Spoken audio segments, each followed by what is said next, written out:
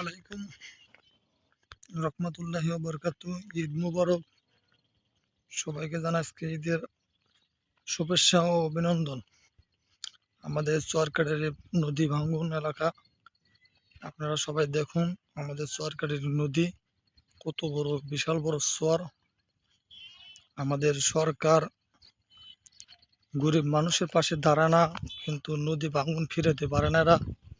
আমাদের সরকারের কাছে আবেদন করা হয়েছিল, তারা বেড়িবাঁধ দিবে, কোনো কিছুই কাজ চলতেছে না। আপনারা সবাই জানেন ফ্যাসিস্ট সরকারের যাওয়ার পরে থেকে কোনো কাজ হচ্ছে না। এর আগেও কাজ করে নাই, তারাও ফ্যাসিস্ট থাকতেও কাজ চলে না, খালি পাস হয়, বিল পাস করে, কিন্তু নদী ভাঙ্গন এলাকায় কেউ কাজ করতে চায় না। কিন্তু টেন্ডার পাস হয়, তারাই আত্মসাৎ করে। আপনারা সবাই জানুন, দেখুন নদী ভাঙ্গন এলাকা কত বিশাল বড় চর। আপনারা জানেন গরিব ভাঙ, ওই যে আমাদের বাড়ি ঘর গেলে দেখেন কীভাবে রয়েছে। এই যে আমাদের বাজার, এই যে আমাদের মসজিদ, ওই যে আমাদের বাজার, ওই যে স্কুল, আমাদের সব কিছু আছে। আপনারা সবাই দেখুন, দেখুন কি অত বড় নদীর চর।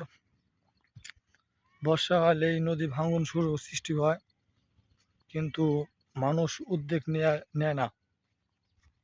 আপনাদের কাছে রিকোয়েস্ট, আপনারা আমাদের জন্য দোয়া করবেন, সবাই যেন নদী ভাঙন থেকে মুক্তি পায়, এবং যারা এই ভিডিওগুলো দেখবেন তারা যেন এটা দেখতে পারেন এবং বুঝতে পারেন।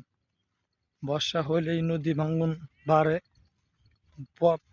বর্ষা কমে গেলে নদী ভাঙন একটু কমে, কিন্তু বিশাল বড় চরের কারণে নদী এখন বোঝা যায় না, কিন্তু চর অনেক বড়। আমাদের এই মাথা থেকে শেষ করে ওই মাথা পর্যন্ত আপনাদের বিশাল বড় চর। আমার মোটামুটি আধা ঘন্টা লাগে হাঁটতে যেতে নদী পার। ওখানে একটা চর আছে, ওখান থেকে একটু নদী পার হওয়া লাগে। এখন যখন বর্ষা হয় তখন বিশাল বড় নদী হয়ে যায় এবং নদীতে ভাঙন বেড়ে যায়।